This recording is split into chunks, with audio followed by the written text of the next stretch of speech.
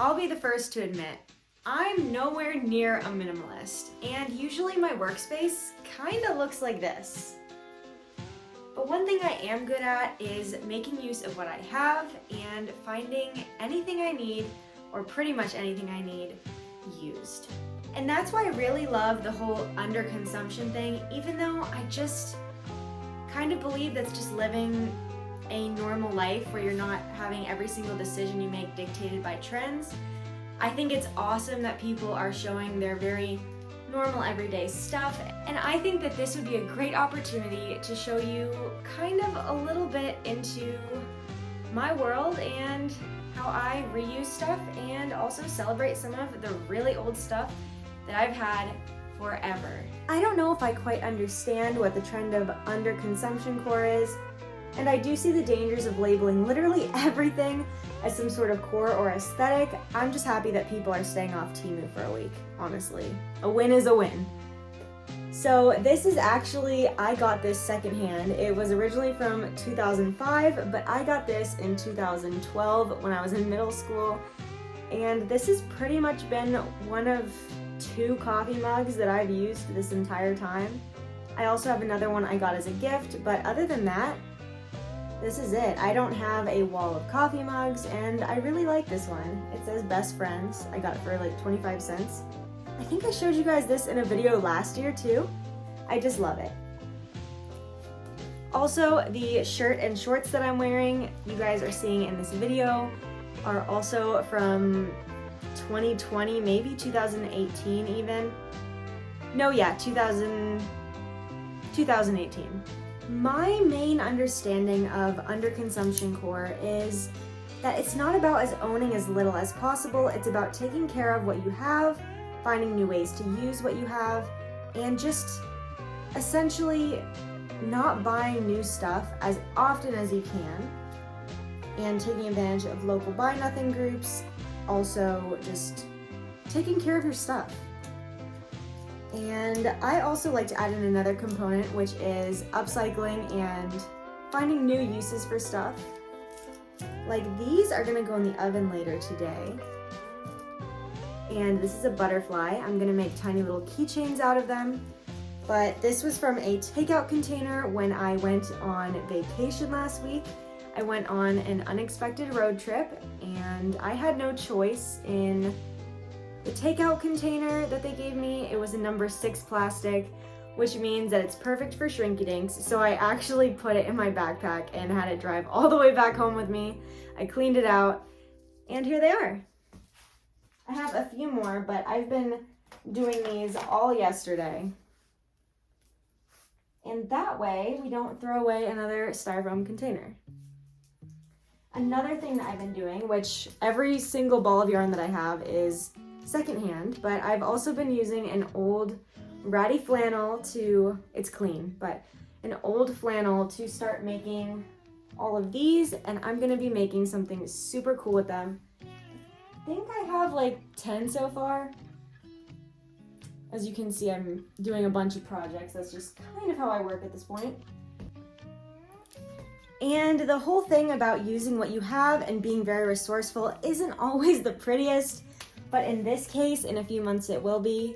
So the reason why this door is so slow to be painted is I only paint it with leftover paint from my paintings. So when I get a palette of paint, whenever I have even a little bit left and I don't have anything else to paint, I add it to the door.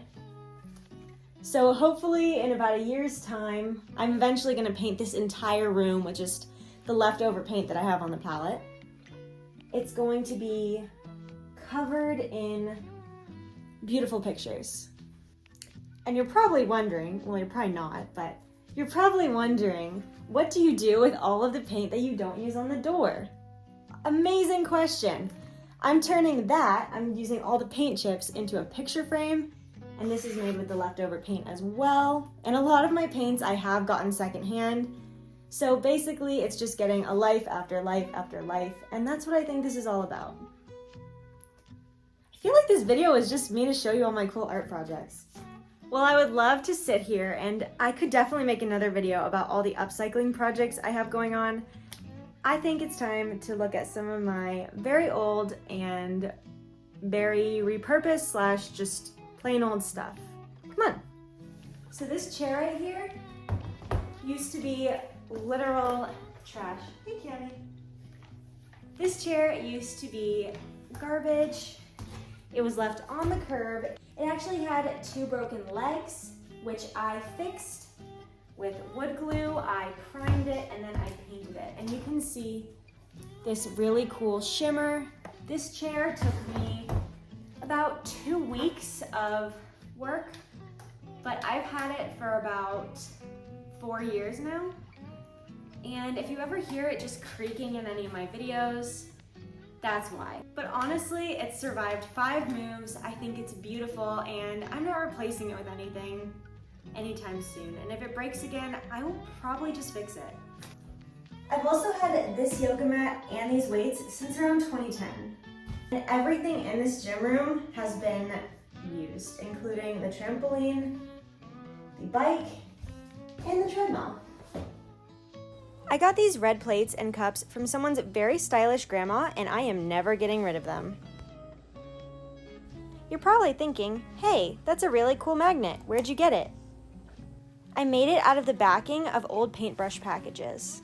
My dining room chairs are from the 70s. They were given to me by my dad. I don't think I've bought a pen in 10 years. I'm still going through the ones I had from high school. And if you've been on my channel for a while, you already know what this is. Even veggie scraps aren't safe from being reused and repurposed. I also cook a lot, so all of my food gets kept in thrifted jars that I found over the years. I got these when I finally moved out, but they're really from the late 90s and they were a wedding gift to my parents. They obviously looked nicer then. I was gifted this camera as a high school graduation present and I've been using it so much since. They don't even make this model anymore and I've had this one for about 6 years. We use old jars and containers to keep extra water in case of a power outage, because when the power goes out here, so does the water. For now.